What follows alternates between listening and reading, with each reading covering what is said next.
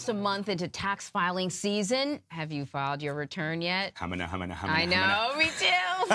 No comment. The IRS says it's processed nearly 27 million tax returns. That's a 10.2% less compared to this time last year. Yeah, so the average refund this year is also under $2,000, 8.7% less than last year as well.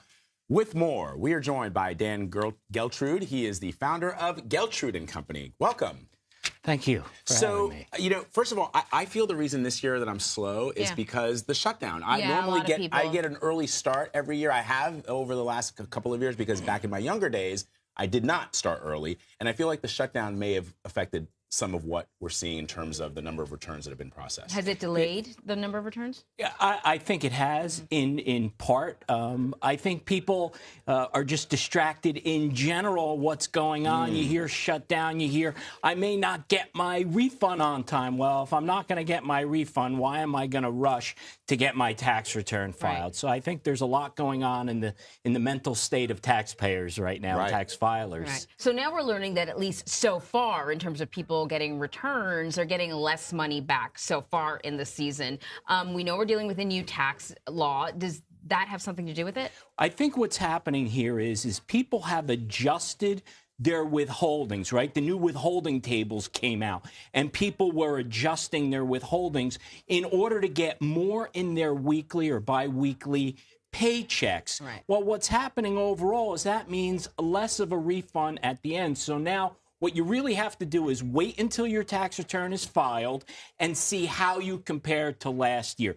Did I actually pay less tax or more tax, or was it a break even? It's not about the refunds. Although a lot of people say that they're receiving a smaller refund this year. I know it's sometimes hard because people may have gotten a break throughout the course of the year. Is that the way I'm supposed to understand it? Yes. I think for the most part, what's probably happening there is people already got partial refunds as they were going along because of the change in the withholding tables. But remember this, the tax code picks winners and losers. It does. That's interesting. And there are going to be winners and losers as people file their tax returns. I've been saying for a while, although these tax cuts did help some people, there are some people who are going to be in for some sticker shock come April 15th, particularly if you're in a high tax state like New York, New Jersey, Connecticut, right? There's going to be less deductions for your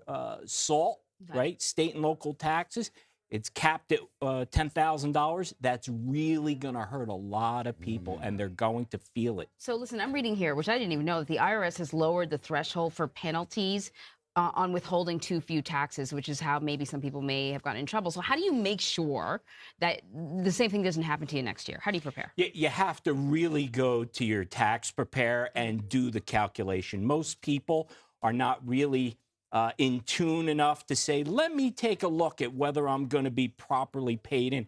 You do not want to be underpaid in your taxes, because what ends up happening, you're facing penalties and interest from the IRS. So you want to double check with your tax preparer to say, hey, in 2019, am I going to be okay based upon my withholdings? So this might be do people benefit from going to a tax professional, or is it okay to use the tax softwares that are out there, like the TurboTaxes? I know you are a tax preparer, but I want your objective response. My objective response is if you have the capability, sure, save the money, do it yourself. Nobody's going to put the effort into their own taxes as they would for themselves because they have the vested interest.